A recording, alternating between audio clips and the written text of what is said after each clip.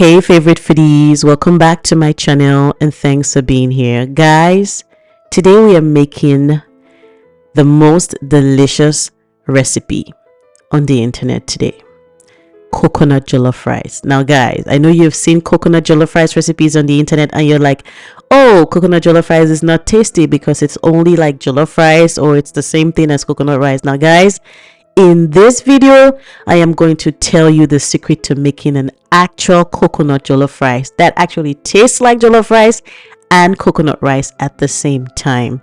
Now guys, to be able to pull this off, you need to have coconut and jollof flavor in one meal, and I'm going to show you. But before we start, don't forget to subscribe because we post only unique and delicious recipes on this page. Without much ado, let's get right into it. Now for this meal, you're going to need some jollof rice ingredients. Now guys, the deal here is to make sure your jollof rice and your coconut rice shine through in one meal. And this is how we're going to do it. We're going to use all of these ingredients: tomatoes, bell peppers, habaneros, chili peppers, onions. Now, we are not going to overpower this dish. So for things like garlic, you're going to have to leave it out.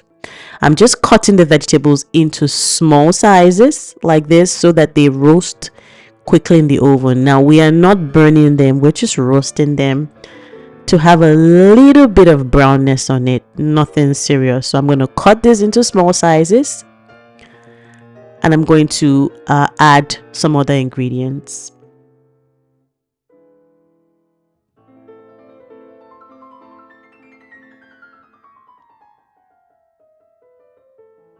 Now next up, after cutting the vegetables, we're going to add in some rosemary,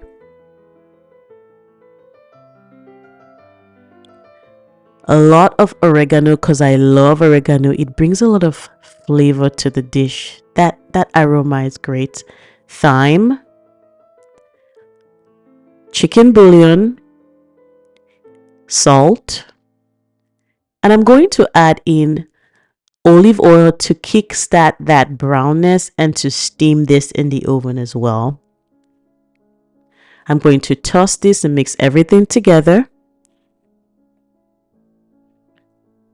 And I'm going to put this in a 400 degrees Fahrenheit oven for about 45 minutes. Now, while that's in the oven, here I have some already washed long grain parboiled rice. I didn't do anything to it. I just washed it with warm water.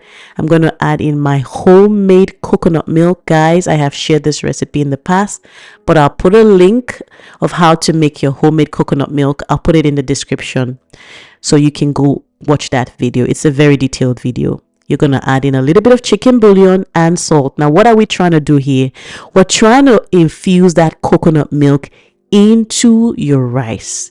We're only going to parboil this rice for 10 minutes, nothing more than 10 minutes.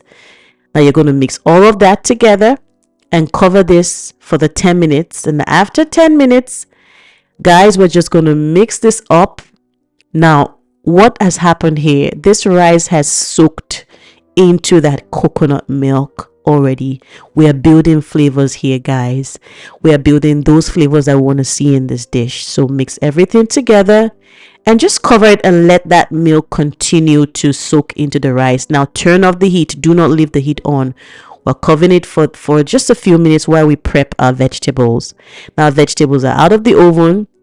There's not much burning here. We just steam them and they're ready to be blended or to be just pulsed a little bit with our immersion blender. Now if you don't have an immersion blender, you can use your regular blender. Just make sure that it's not too smooth.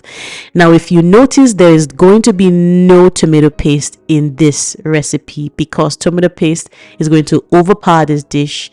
We want the coconut to shine through, and so we do not want to have anything that will overpower this dish. So this is all we're going to be using. Let's continue. Now we're going to add in the steamed coconut rice that we just steamed, of course. We're going to add all of that in. I'm going to add in some homemade meat stock. It's an unfiltered meat stock. I like to use my meat stock without filtering, especially in meals like this. So if you want to filter your meat stock, that's fine.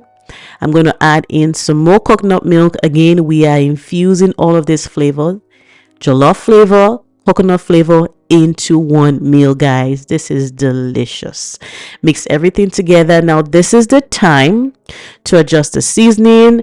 I think mine needed a little bit of salt and chicken bouillon, and I added some more. Make sure you taste it at this point, because this is going to go into the oven to bake for about 15 minutes. So make sure everything is tasting well before you put it in the oven. Now we're going to cover this. We're not adding water to this dish at all. No water. So all of that flavor is going to shine through. Put it in a 375 degrees Fahrenheit oven for about 15 minutes. And make sure you have preheated the oven. Now after 15 minutes, we're just going to bring it out and we're going to mix it up. Now we are not done yet. We're just mixing to make sure everything is combined properly, because it has been in the oven for 15 minutes and we haven't mixed anything. So mix it. And after mixing, we're going to put this back in the oven. Of course, you're going to cover it and let it sit for another 15 minutes. And after 15 minutes, guys, our coconut jollof rice is ready. Now look at this texture. It is giving creamy coconut and it's also giving jollof rice. Guys, I kid you not. This is the only actual coconut jollof rice recipe you will find on the internet today. Look at this. Look at the texture. Just look at it. So foodies, again, I'm going to highlight the rules for making this dish. You have to skip the tomato paste and you have to tone down your jollof rice ingredients, and make sure this is not negotiable. You need to use homemade coconut milk. Again, the link will be in the description. I have a video, a detailed video of how to make your homemade coconut milk. You will need that video. So guys, thank you so much for being here, and I hope you have enjoyed this one. Please don't forget to subscribe and like this video. Once again, thank you. Enjoy.